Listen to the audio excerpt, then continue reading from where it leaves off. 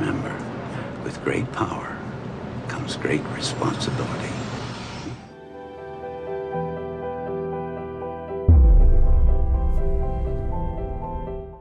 Every time you complete a tradition in Stellaris, you unlock an Ascension perk. There's also one technology, the Ascension Theory technology, that gives you another one for a total of 8 Ascension perks. These perks are powerful and give you Empire-wide bonuses. In this video, I'm going to go through every single perk available to you in the game, break down what they do, and try to rank them in a tier list. Before we dive into the tier list, I'd like to quickly mention that the Paradox Summer Sale is on now. If you'd like to pick up anything and also support this channel, there's a link down in the description below. I'll explain a bit more about that later on. Without any further ado, if you're ready, if you've got a drink and a snack, let's dive in. As usual, we're starting right at the bottom with the F tier. It's important to remember that every single Ascension perk does give you a positive benefit, so the only reason you wouldn't want to take one of these Ascension perks is the opportunity cost of using a slot on an Ascension perk that doesn't give you a bonus that is particularly helpful. Everything down in this F tier is of course positive, though often it's much worse than better Ascension perks we could be picking. First up amongst these lower quality Ascension perks, we have Executive Vigor. This has been down in the F tier for quite a while. It gives you plus 100 Edict Fund, which is basically 100 free Unity. On the surface that sounds great, however you can only spend that Unity on edicts. Given that most Empire Ruler Council positions also produce Edict Fund, and there are other civics that give you this bonus that you could swap out of, they're not permanently locked in, taking up a slot forever, this really isn't particularly good. Yes, the 15% Council agenda speed is nice, but as the game goes on, that 100 Edict Fund is a flat buff and will not get any better, making this dramatically worse in the mid and late game. Interstellar Dominion reduces your claim influence cost by 20% and your starbase influence cost by 20%. It also gives you a 50% reduction to Empire size from systems. Empire size from systems is one of the smallest contributors to your overall Empire size, so that modifier, while massive in theory, in practice is basically not going to affect you at all. On very large maps with very few other empires, reducing your claim and starbase influence cost will be helpful. However, on a small or standard sized map, I don't really think it's going to make that much difference to your overall gameplay. Definitely not enough to justify using an Ascension perk slot on this. Transcendent Learning increases your scientist capacity by 2, your leader experience gain by 25%, and reduces your leader upkeep by 15%. Leader capacity is a soft cap, so increasing your scientist cap by 2, whilst useful, isn't amazing. There are lots of ways of getting additional leader experience gain, specifically through leader traits on the council, for example, and technologies and policies, so getting a bonus through an Ascension perk isn't particularly useful. A reduction to leader upkeep will generally reduce your Unity cost. In some builds this can be relatively helpful, especially if you're going for under one rule maybe, but overall it's still a very, very minor bonus as far as Unity income is concerned. Shared Destiny increases your number of available envoys by 2. You get 1 extra subject that is exempt from the divided patronage modifier, and a 20% reduction to subject specialization conversion time.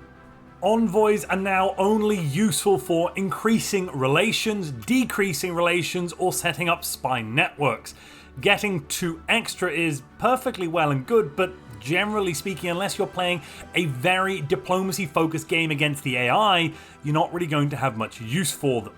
Divided patronage means that for every subject beyond your first, you will get a -1 to loyalty, and that is cumulative.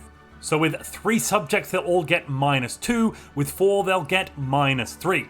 This gives you 1 more exemption, so with 3 you'll instead get -1, and with 4 -2 loyalty. Overall though, as long as you have a big enough fleet, you can still bully your subjects into submission, or make sure that their vassal contract includes them in your wars, declare war with them, and then they are stuck into the war with you. And then after that war, they'll also get a nice truce so they can't declare war on their overlord for at least 10 years, giving you a window in which you can then declare war again to keep all these subjects in line. If you get the climate restoration technology, which allows you to terraform barren worlds and additionally tomb worlds, then you can take the detox perk. This perk allows you to turn toxic terraforming candidates into actual planets. The number of these that you'll have in your space is generally quite low. This could provide you with a few extra worlds. Okay, you could also just go out and conquer a couple of planets as well, or find other ways of getting planets or colonies, for example with orbital habitats. You don't need to waste an entire Ascension perk on getting additional living space. Galactic Weather Control is honestly almost as big a joke as the Cosmic Storms DLC itself. This allows you to have science ships creating cosmic storms on the galaxy map. Whoop-de-doo.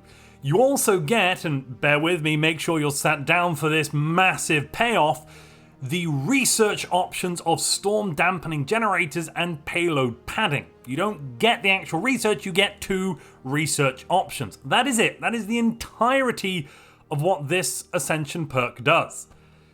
Yeah, I'm very, very underwhelmed as well.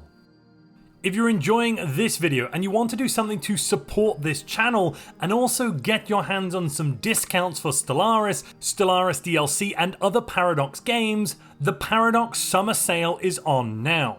Use our link in the description or use the code MONTUPLAYS at the checkout on the Paradox Interactive Store, and 12% of your purchase will go towards supporting this channel.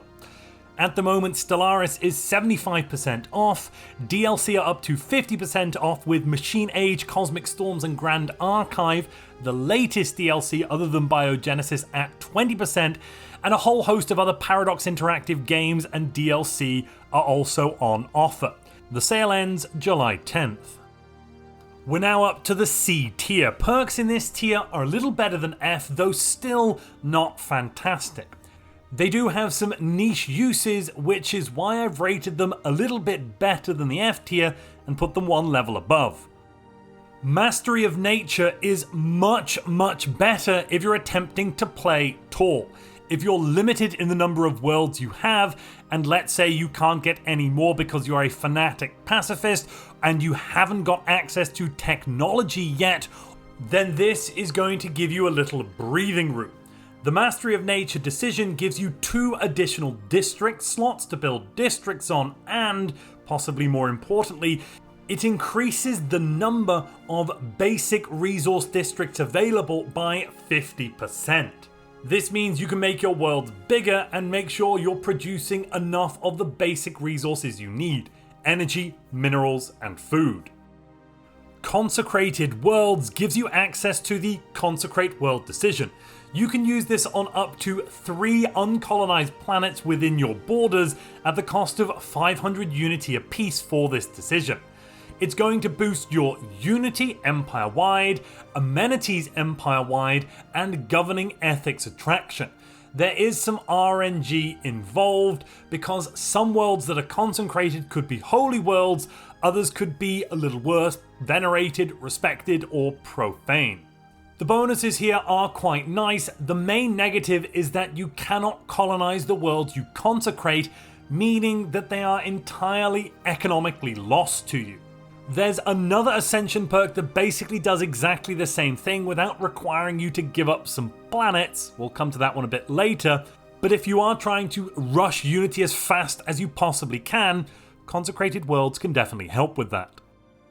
If you are a mega corporation, you can take Universal Transactions. This will give you +1 official capacity, 15% reduction to branch office cost, which is both energy credits and influence. Your commercial packs will be free, no longer requiring influence, and they will not require an embassy to establish. Overall, this is nice. Depending on how many empires are in the game that you can actually trade with, this could get quite a bit better. Let's say you're playing on a very, very large map and there are 20 other empires you want to trade with. This is probably all the way up in the A tier, otherwise you're going to be using all of your influence on commercial pacts. Otherwise, in a normal game, this is a small bonus to your influence and a reduction to that branch office cost, which overall isn't amazing. Hydrocentric is only important if you have the aquatic trait on your founder species. You'll get a 25% reduction to ocean terraforming cost. You'll be able to construct ice mining station starbase buildings, which will then give you a decision you can use on your planets to increase their size. You can also terraform worlds with the frozen terraforming candidate modifier, kind of like detox, but these are few and far between. You'll get a 50% boost to the effects of the aquatic trait, both positive and negative, and you'll unlock the Deluge Machine Colossus weapon. A Colossus weapon that will convert a planet into an ocean world whilst saving any aquatic life forms and killing everything else. Aquatic is a good trait, but it's not as good as it used to be, especially relative to some of the newer traits we have at our disposal, and when considered with reference to the 4.0 economic rework. If you're not going to go down the synthetic ascension route, if you're staying biological and you're keeping aquatic, this is definitely an option, though there are other better options you could think about too. If you grasp the void, you'll get +5 starbase capacity and a 50% increased chance to research FTL technologies. These are the hyperdrive technologies, jump drive technologies, wormhole technologies, gateway techs, hyper relay techs, and the quantum catapult technology. Whilst those are useful technologies, the overall impact of this Ascension perk is minimal. 5 more star bases is a small economic boost, but in my opinion, not worth an entire Ascension perk. Galactic Contender requires that you have already picked 3 other Ascension perks, meaning you can only take this as your 4th pick or beyond, which, unless you're rushing Unity very hard, limits it to the mid and late game. You'll get plus 20% diplomatic weight, which is pretty crap to be honest, given that you only need 2 levels on an official to get plus 20% diplomatic weight in the community. Then you'll also get plus 33% damage to awakened empires, fallen empires, and the gate builders.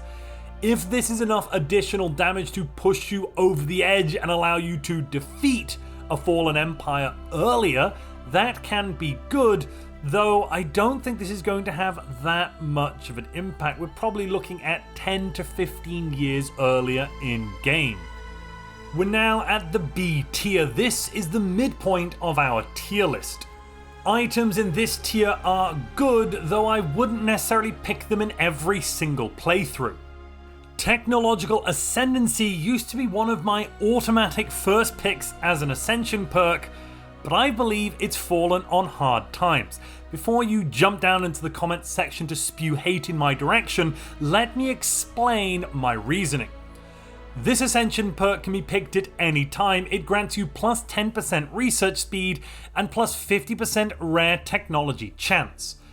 This is equivalent to basically 1.5 traits on your leaders on the council.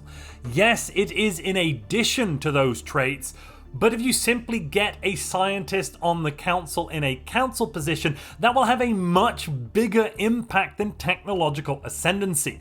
On top of that, as we can stack so many other research speed bonuses now in the game, tech ascendancies plus 10% will very quickly be minimized as these bonuses are additive. For example, let's say we already have plus 90% research speed.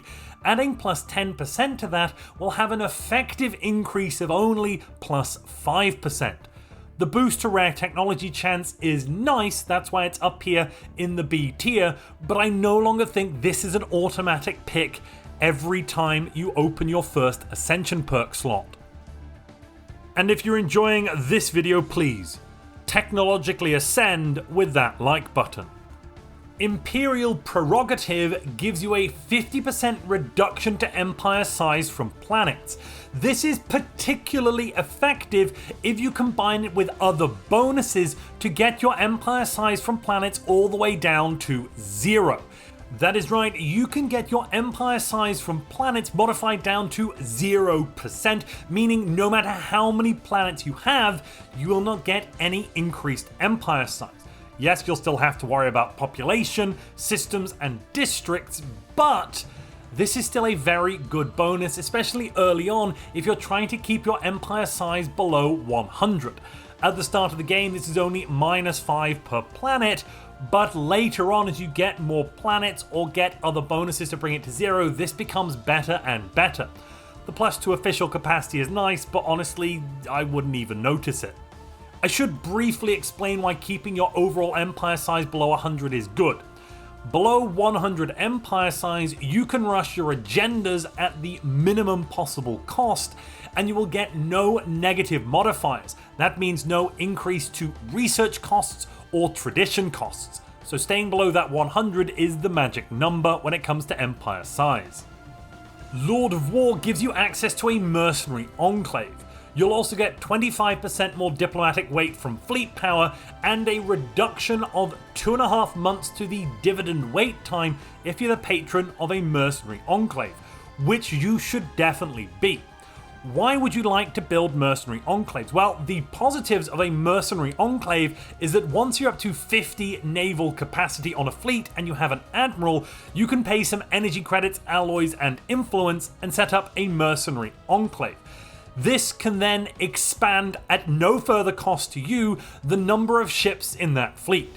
Yes, you will have to pay some energy credits to rent the fleet out, and this fleet will have a higher energy credit upkeep than normal, but it means you will not need to spend precious alloys or food on additional ships.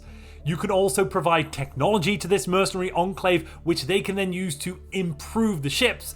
But overall, this is going to be a massive cannon fodder fleet that you should put at the front of your other forces and use it to soak up enemy fire, knowing that the ship designs aren't great, knowing that it's not going to be amazing, but knowing that replacing it will not cost you anything. So if it dies, that's not your problem. And very early on in the game, mercenary enclaves can be used to attack your enemies and build fleets bigger and faster than they can, basically allowing you to do something of a rush. If you already have one Ascension perk and you've completed the climate restoration technology, that's the tech that allows you to terraform tomb worlds and terraforming candidate worlds, you can get World Shaper. This will reduce your terraforming cost by 25% and allow you to terraform worlds into Gaia worlds. These are basically the second best world type in the game for any empire. They're going to have 100% habitability, and on top of that you'll get some bonuses to biological and lithoid pop happiness, so they're not as good for hive minds or machines, and a 10% bonus to resource output. Welcome to the A tier. Ascension perks in this tier will be regularly chosen during your games and usually help in a variety of situations, or their bonus is so good and so necessary with certain strategies, if you're going for that strategy, you want to pick this every single time. Nihilistic Acquisition gives you access to the Raiding Bombardment stance. You will have to be either authoritarian or xenophobe in order to pick this one up. The Raiding Bombardment stance allows you to abduct pops instead of killing them when you're bombarding the planet. You'll never kill or abduct the last 200 pops, and each defense army on the planet will prevent 200 pops from being abducted. So on larger worlds with many defense armies, you'll have to bombard those defense armies down, destroy them, and then you'll be able to steal all of their juicy pops. Stealing these pops will probably put them into slavery depending on your species rights, but grants you a great way of boosting your core world population without having to actually go out and conquer enemy worlds. Having said that, it can sometimes be faster to just straight up conquer those worlds, though you may end up with some stability issues. Necromancy is only available to machine intelligence empires. You're going to get a very great 15% weapons damage bonus to all large, extra large, and Titan slot weapons. That basically means your artillery battleships, artillery destroyers, artillery cruisers, and Titans are going to have a fantastic time. You'll also get a 33% chance to resurrect each purged pop as a cyborg zombie if you're purging them. That can be very, very useful. On top of that, defeated organic guardians like space dragons can be resurrected. And lost space fauna that you had control of can also be resurrected, bringing it back into the fight. There's a whole host of military potential here, plus some economic bonuses with those purged biopops coming back as cyborg zombies. I think this is a fantastic perk that's often slept on. With Stellaris 4.0 and the planetary management rework, we've now been given a way of getting our hands on more minor artifacts than ever before. For that reason, Archaeoengineers is actually really, really good now. The only reason it wasn't good previously is that you could never get enough minor artifacts to actually put minor artifact components on your ships. Now though, we are closer to achieving that goal. This will grant +1 scientist capacity, which is honestly neither here nor there, plus 33% Archaeotech weapon damage, which is excellent, especially with those lovely Archaeotech missiles that are basically long-range artillery disruptors. They're insane. You'll get -20% minor artifact ship cost, reducing the cost of minor artifacts for your ships, plus 25% specimen output, boosting all of your specimens, and additional effects from ship components and starbase modules. On top of that, I think you'll get additional effects from all of your Archaeotech buildings that you may be placing on your planets. If you choose to go down a minor artifact strategy path, this is completely essential and completely overpowered.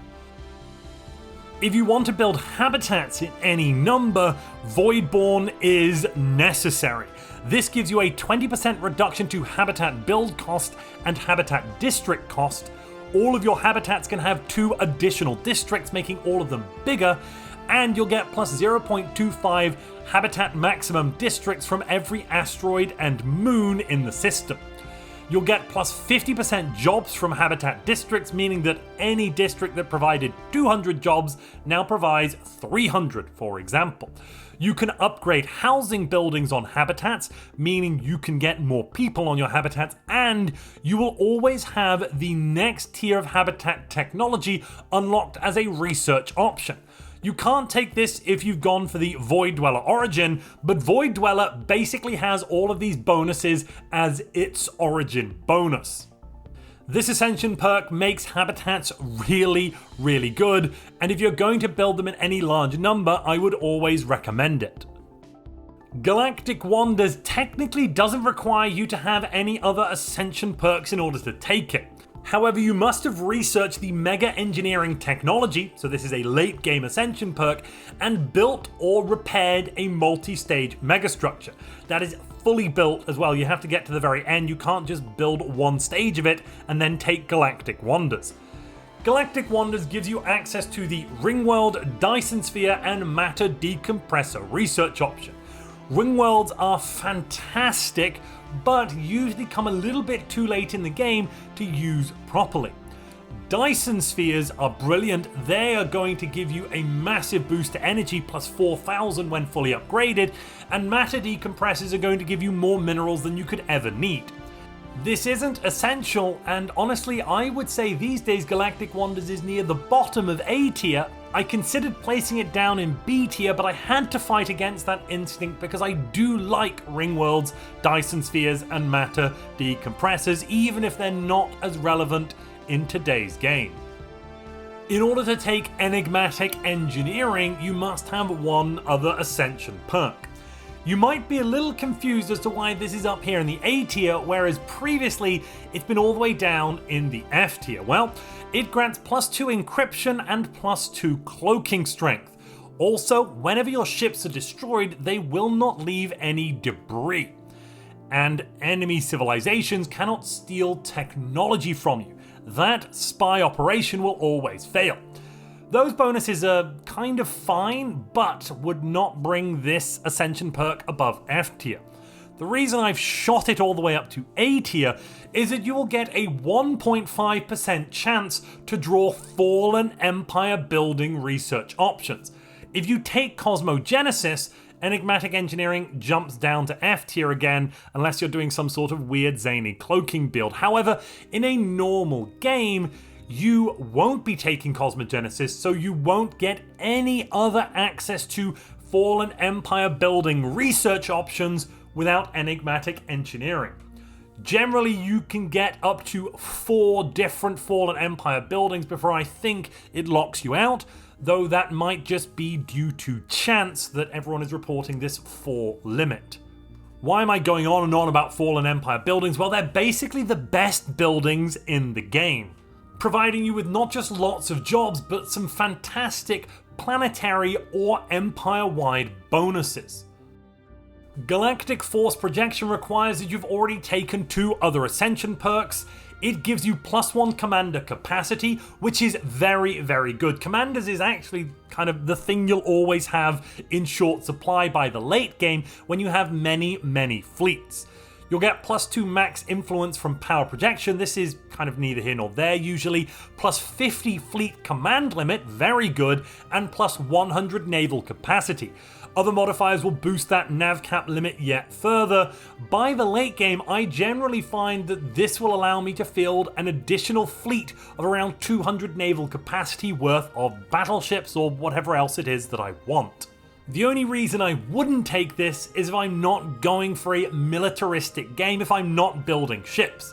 If I'm not building ships, I'm generally asking to be killed by the Crisis or my neighbors though, so take it as you like. Master Builders is probably better than Galactic Wonders. This is going to grant you +1 megastructure build capacity and +50% megastructure build speed. This means you can be building an additional megastructure simultaneously. Normally you have a megastructure build capacity of just 1, meaning you can only be building or upgrading 1 megastructure at a time. Master Builders will bring this up to 2, and then with the Ascension Edicts, you can get another megastructure build capacity, bringing it up to 3, and additional megastructure build speed. Faster build speeds means you will finish those megastructures earlier, and by building more simultaneously, you'll also get more megastructures out earlier.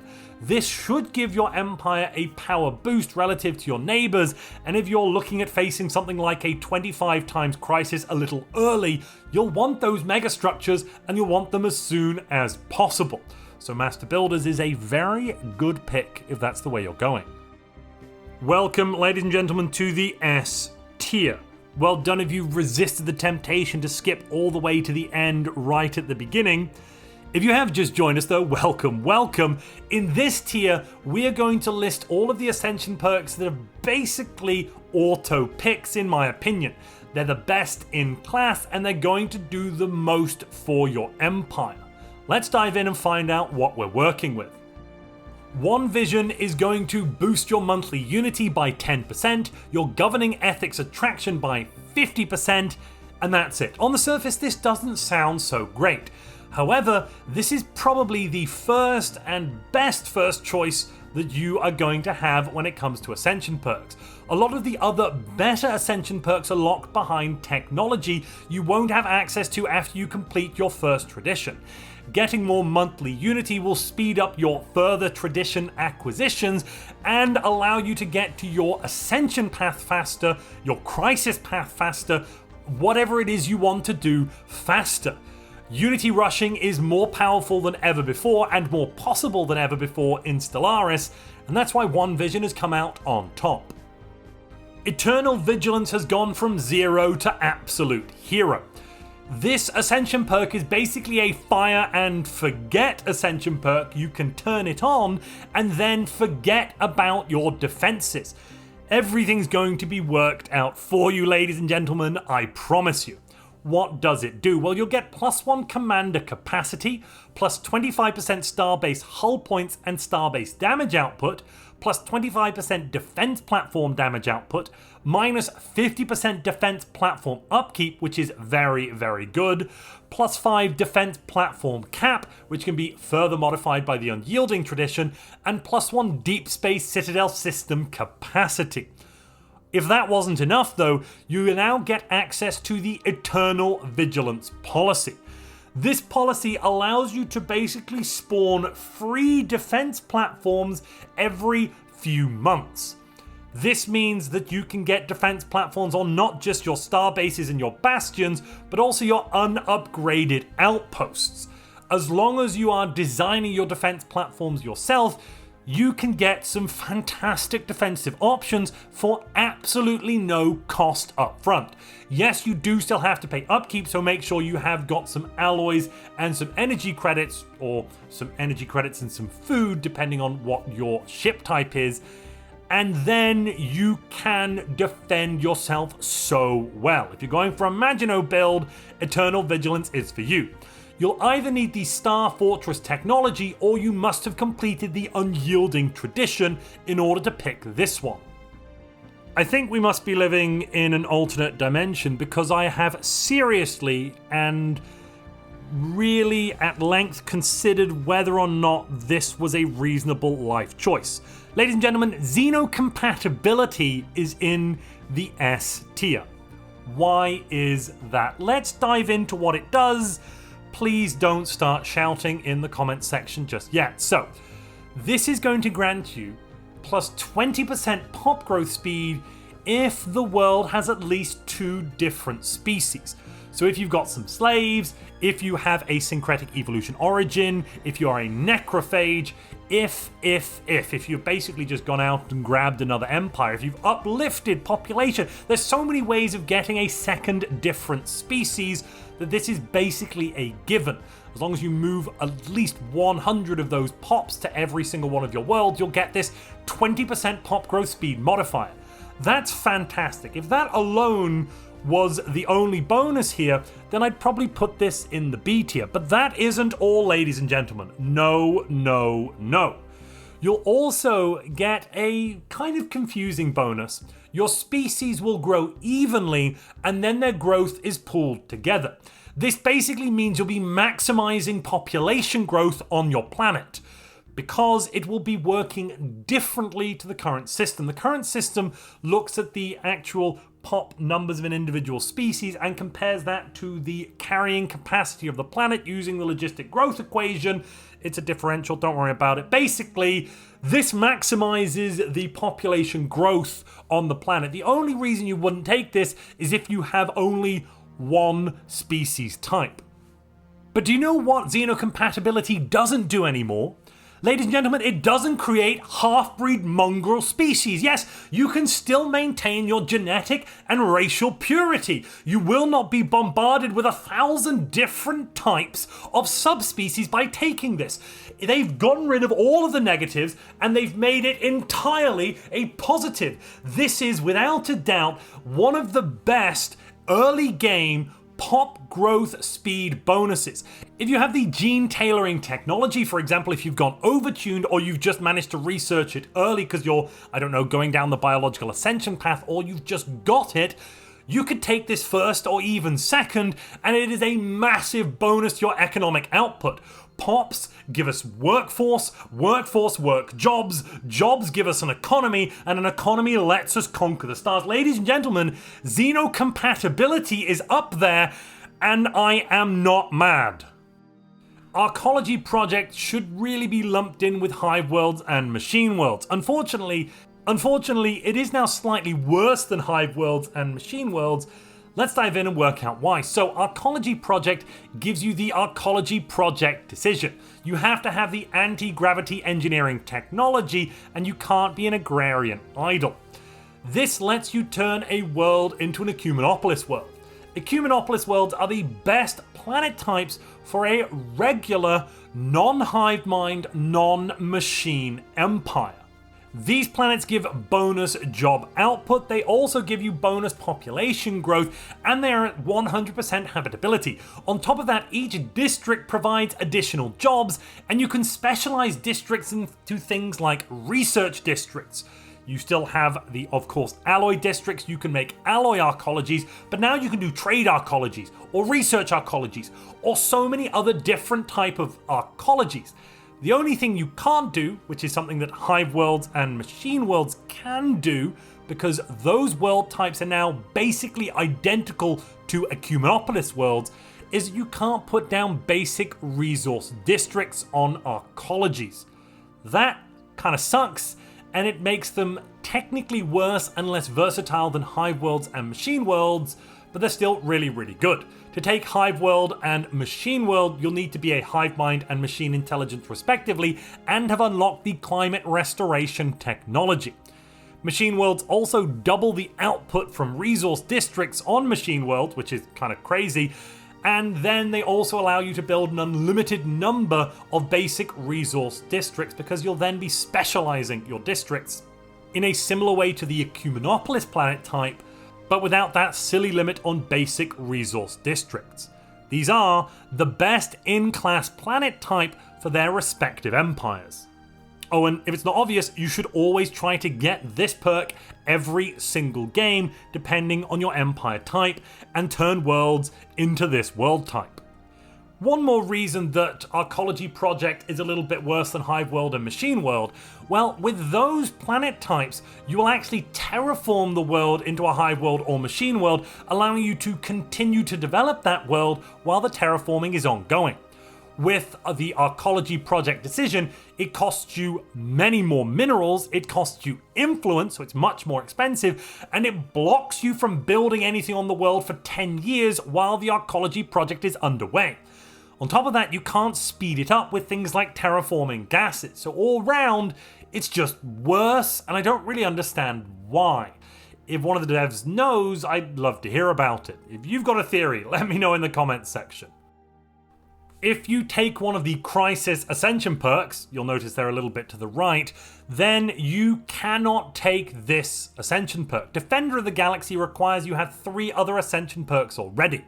You're going to get a 50% damage bonus to endgame Crisis factions, and that should include player Crisis factions, I believe, and you'll get plus 25% damage to Void Worms.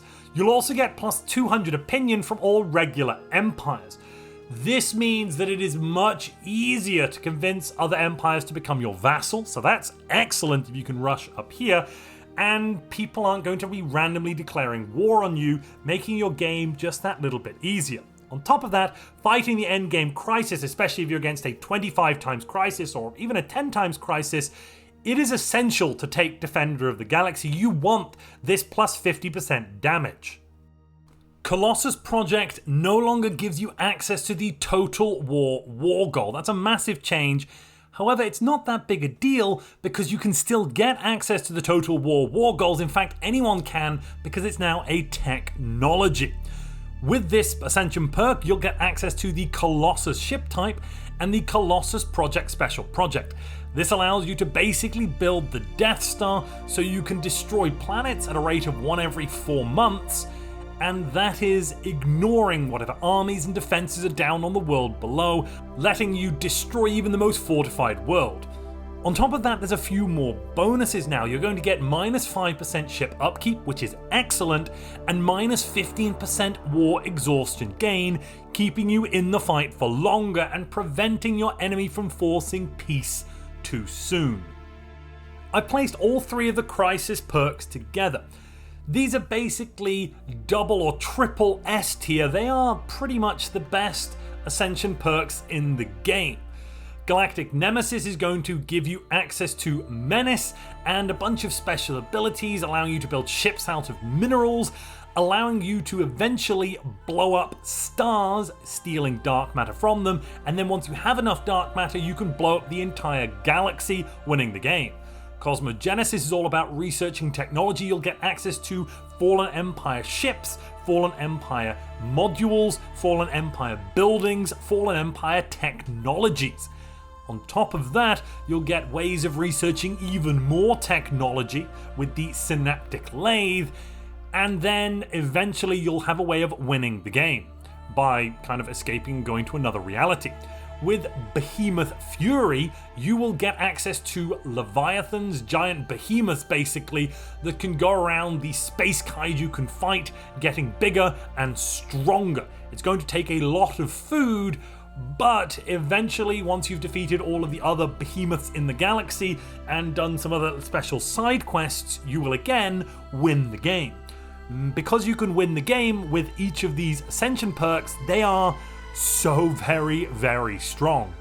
And that's without even looking at their other bonuses. If I had to rank these, I would say Galactic Nemesis is the strongest, then depending on whether or not you're able to tech rush enough, if you can get enough tech out early enough, Cosmogenesis is up there, otherwise it's definitely Behemoth Fury in second place, with Cosmogenesis behind in third, if we're looking at the power levels of each of the 3 crisis paths. The very last item we should cover is the Ascension paths. Each of the 5 Ascension perks here, Mind Over Matter, Synthetic Evolution, The Flesh is Weak, Biomorphosis, and Synthetic Age, unlock an Ascension Tradition tree. This allows your species to undergo their ascension, and it's one of the most powerful things you can do with your species. You probably want to ascend in every single game you play, picking one of the Ascension paths. After you've got 2 Ascension perks, you can pick this as your 3rd perk, allowing you to get the Ascension Tradition you want as your 3rd tradition. In terms of the power levels, Mind Over Matter at the moment is roughly the weakest, followed closely by The Flesh is Weak. However, the Psionic Ascension path is going to be getting an update soon with the next DLC. Cybernetic is not so lucky, but it's still quite strong. Then we have Synthetic Evolution and the Synthetic Age for virtuality and modularity being very, very strong, with Biomorphosis currently coming out on top as the strongest Ascension path once the devs have done their, whatever it's been, has it been 15, 20 updates since the release of Biogenesis? Something like that. But yeah, so number 1, Genetic now, terrifyingly. Then we have the Modularity, Virtuality, and Synthetic Ascension. Then Cybernetic. Then finally and last placed Psionic. You can also get Biomorphosis done really, really quickly if you pick Overtuned, for example. There's some zany strategies out there. Overall, ascending with your species, it's really good. You should always do it. I always recommend going for this at some point in your run through. Probably the earlier the better, in fact. Don't forget, if you'd like to pick up anything from the Paradox Interactive Summer Sale, which is on until July 10th, and also support this channel, you can do so using the link down in the description below, or going to the Paradox Interactive store and using the code MONTUPLAYS. If you enjoyed this video on Stellaris 4.0 and you want to watch another Stellaris video, then you might want to click the video on screen now.